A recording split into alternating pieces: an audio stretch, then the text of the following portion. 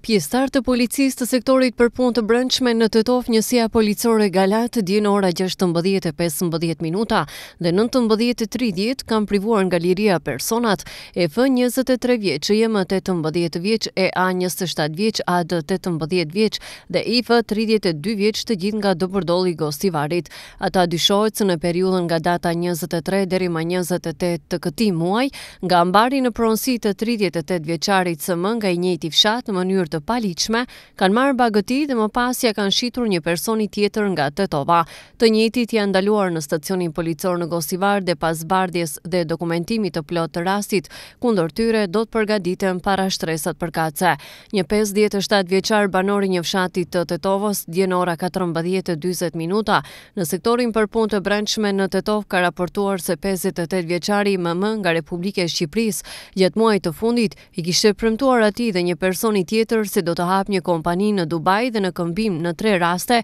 i kanë paguar gjithsej 11.000 euro, por as kompania nuk është hapur dhe as parat nuk janë kthyer, kështu që e kuptuan se kishin qenë të mashtruar. Po merren masa për zbardhjen dhe dokumentimin e rastit. Dje rreth orës 13:30 minuta në rrugën Ivo Lolla Ribar në Tetov, në kuadër të aksionit kontrollues, punojësit policor të sektorit për punë të brendshme në Tetov është sankcionuar vetura Bora me targa të Tetovës, e drejtuar nga 58 vjeçari SM nga Poroj i Tetovës. Gjatë kontrollit është konstatuar se shoferi SM ka kryer transport publik pa dokumentet e nevojshme dhe do të përballet me parashtresë përkatëse sipas nenit 284A të kodit penal. 50 vjeçari VG nga Bellovishti i Tetovës, dje nga ora 19:50 minuta, në sektorin për punë të brendshme në Tetov ka raportuar se në kryqëzimin e rrugëve Vidoja Smilevski Bato dhe Boris Kidriç, djali i tij i mitur është kafshuar nga një qenë endacak, po merren masa për zbardhjen e plot të rastit.